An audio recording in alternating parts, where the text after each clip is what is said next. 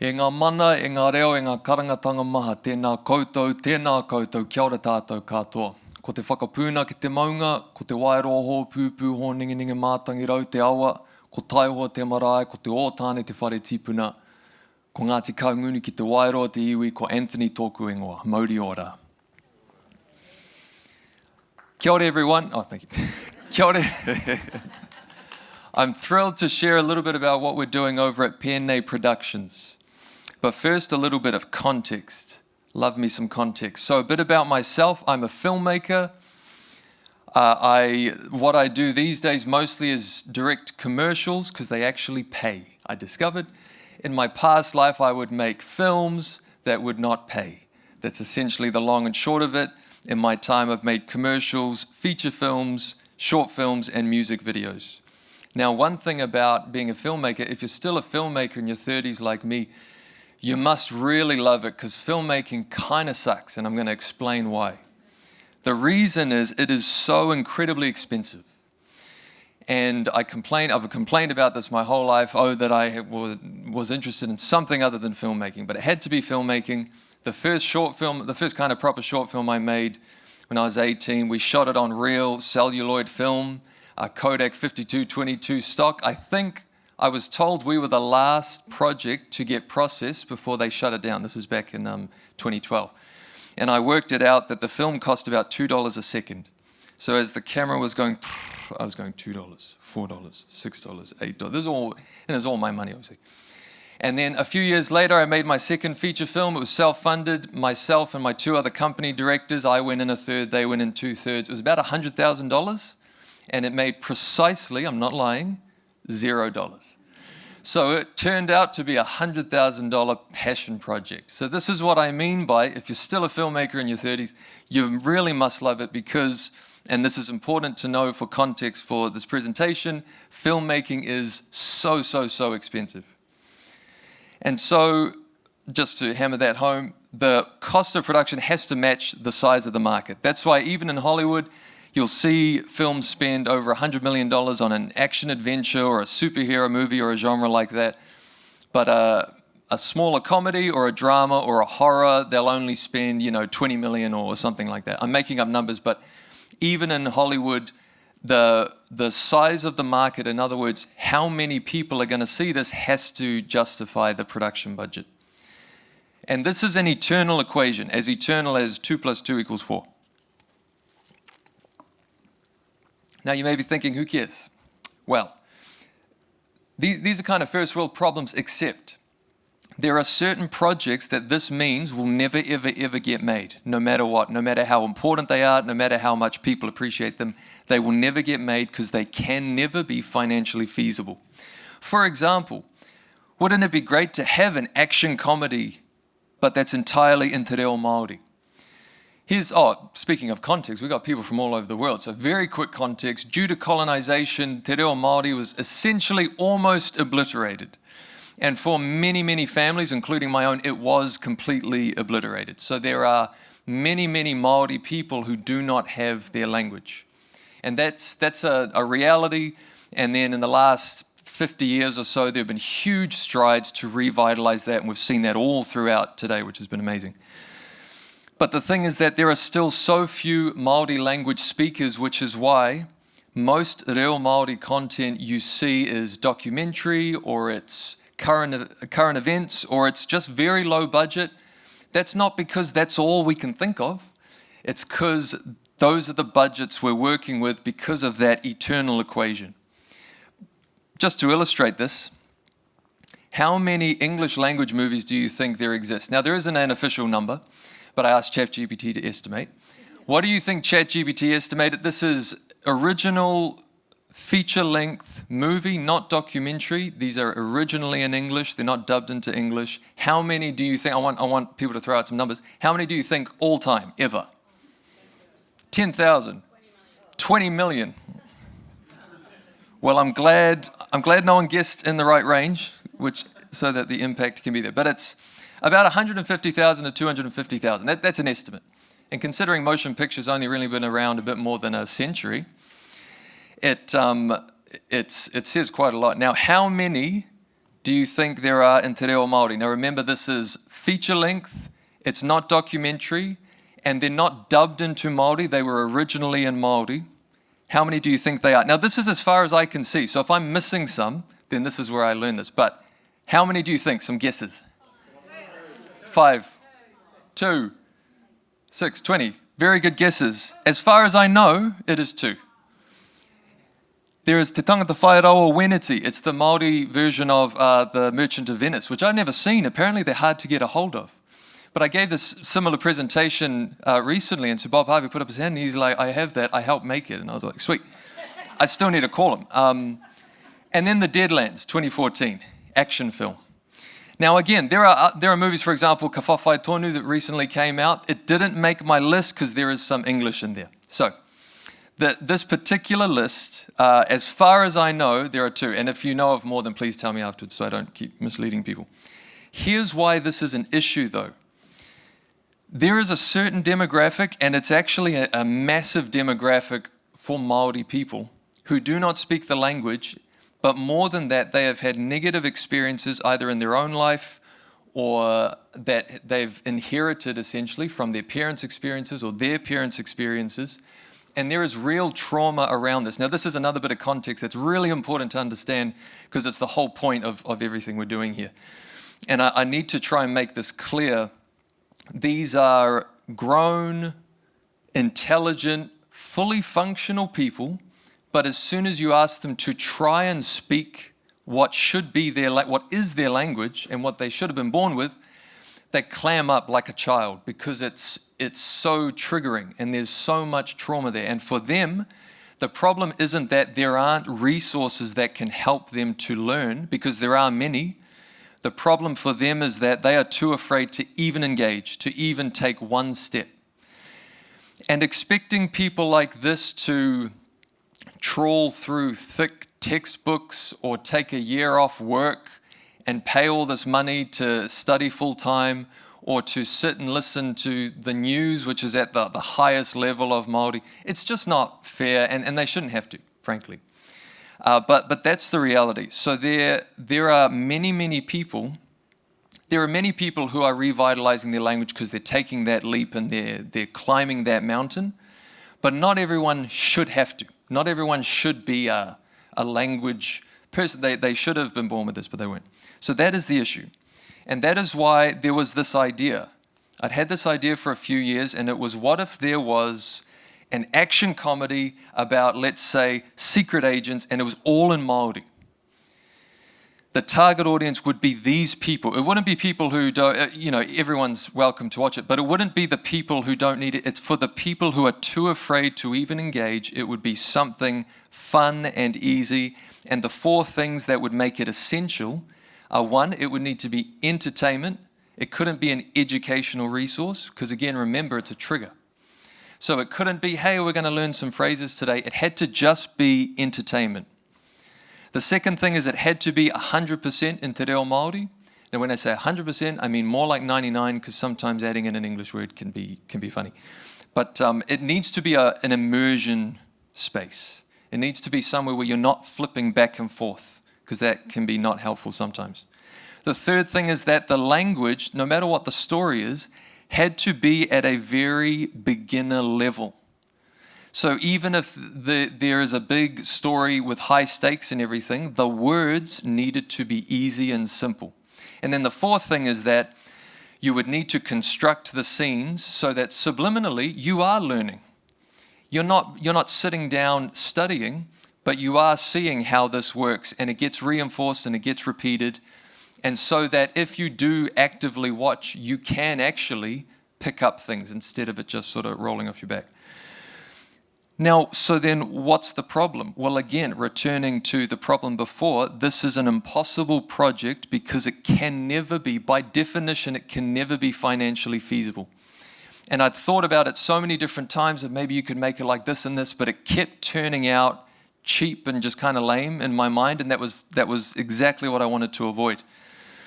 And so the question being, what if there was a workflow that could, instead of somehow magically making the market 10 times bigger, what if it could make the budget much smaller? And so there is a workflow, and that's the point of what I'm presenting today. This way, and I'm going to demonstrate it in the next slide, but this workflow maintains total creative control, total creativity, as the filmmaker, as the artists involved, as the actors, everything. It's based entirely on it's based on two things. It's based on an actor's performance and then drawings that you do. And then it cuts the labor time down by, honestly, maybe 99%, or let's say 95% to be safe. But this is, to spoil it, this is an animation workflow. But instead of traditional frame-by-frame animation, you animate the characters in a particular way. So I'm going to demonstrate in this slide this workflow that we are using for this project. And one more click.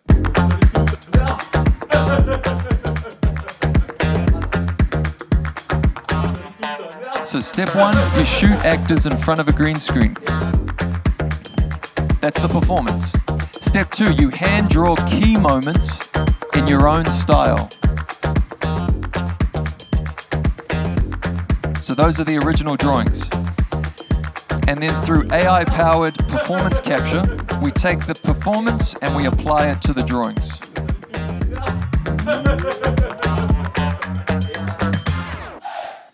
And so I didn't mean for that plug to be there. I didn't check this before I sent the thing. But yes, do go follow, now that you mention it. So just to recap really quickly, an actor gives a performance, then you draw, instead of drawing every frame, 24 frames a second or 12 frames a second, sometimes for animation, you are drawing the key moments, the key expressions, and then it takes that performance and it essentially puppets the drawing that you've made. So that's what we're working on now. I'm going to talk a bit more about that, but just to sort of backtrack a little bit, but to give a bit extra context, actually, let me... Yeah. Just to give a bit extra context, we did a smaller version of even this as a proof of concept last year. Now, the workflow was a bit different, which you'll see soon, but the point being that the difference between an idea that's in your mind and you're trying to get people to understand it, because you should have seen when I'd be like, so it's about secret agents and it's in Māori, and people would be like, what? But why are they speaking Māori? And I'm like, no reason. And they're like, but why though? Why Māori though? And I'm like, but there's no reason. That's the point. They're solving the crime, but they're speaking Māori. And it was such a trip for people. And so another reason why this could never get made is not just the budget, but it's just something that you have to see to get what I'm talking about. And so we were able to release that. I'm not going to go through all these, but these are just some of the comments in the first 48 hours. And what really sticks out, let me read one or two. Someone said, thank you, found you on TikTok. I've always struggled learning te reo and getting it to stick, but I find myself repeating your videos word for word and have recommended you to my whānau who are loving your videos. Another person said, bro, this is how I'm a learn Māori. For some reason, I remember these phrases so easily. So what we were able to prove straight away is that yes, it can work, and yes, the audience is out there. Now, how big, I don't know. That's what we're going to find out. But the point being, it was now a known quantity that we could then upscale or go for funding or what have you. Now, I'm going to show you the very last scene of the last episode of that season 1, which is the small proof of concept we did last year. So it's going to look different. This, we did a different workflow. We did a style transfer instead, which is not something we were going to do long-term or stick with, but it was an initial proof of concept. I'm going to show you this. Watch carefully, and then I'm going to share something about it.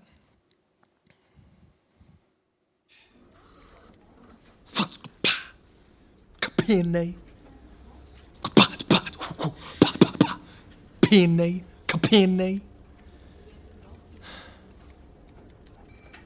Nā wai I mauhere. Nāna, nāku. Nā wai I tango ngā taru kino. Nāna, nāku. Nā wai I tango te pohū. Nāna. He aha tēnei.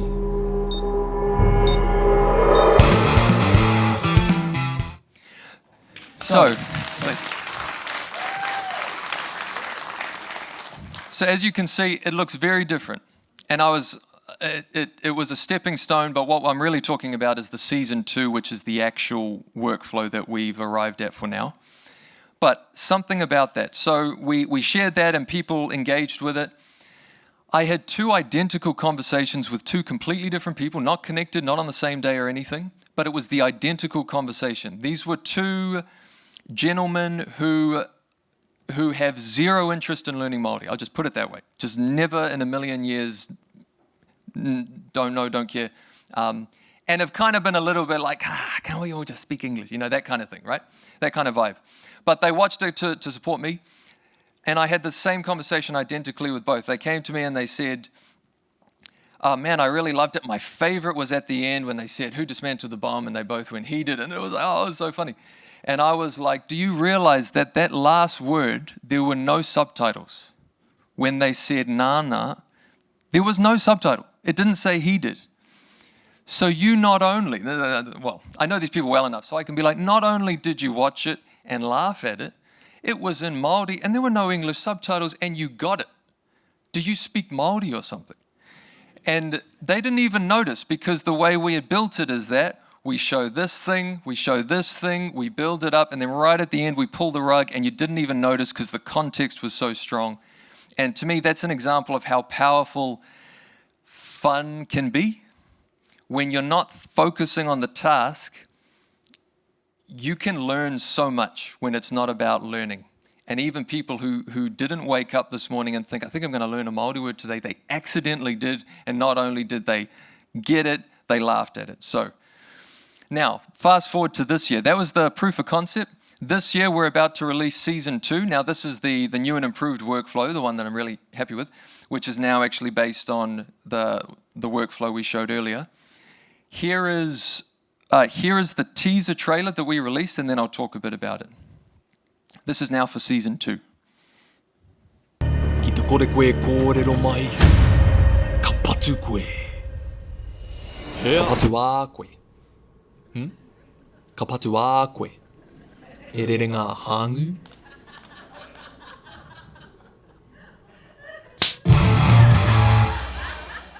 Oh, thanks for laughing.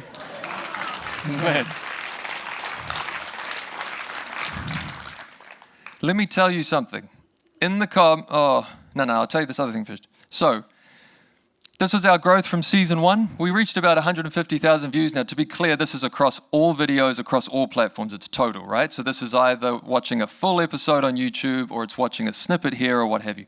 But 150 times someone viewed some part of this kaupapa. And by the way, I was over the moon with that. Remember, I made a $100,000 film that made $0. So I was over the moon with this. Now, we released the teaser, and it was meant to be a quiet, slow, it was meant to be a, hey, there's a new season coming up, and we would slowly build up to it. We reached 115,000 views in the first 5 days. Is that what it? Yeah, first 5 days. And that was not due to any brilliant marketing or strategy or anything like that. It is simply because there are people who want this and who need this, and that could never, ever have been validated if we couldn't first have a proof of concept to show.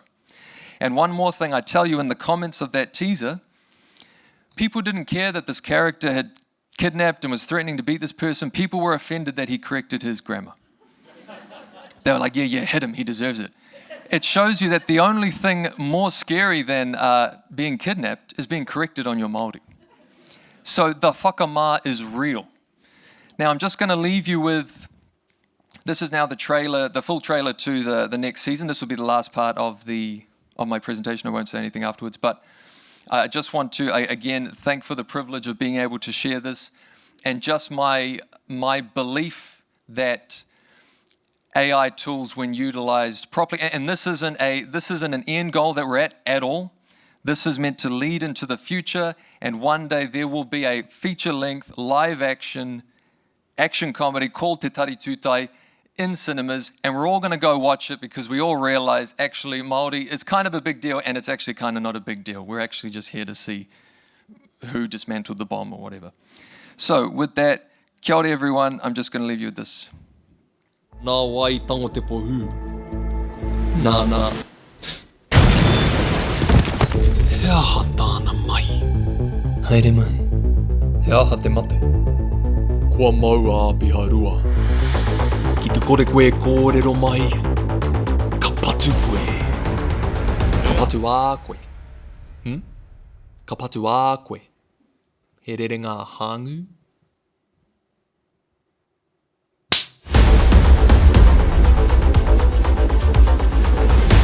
Tētai te kite te pakua. Māku koe āwhina. Poho. Poho.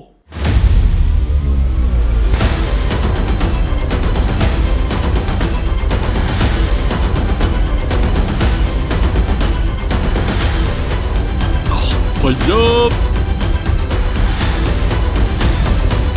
Ihu.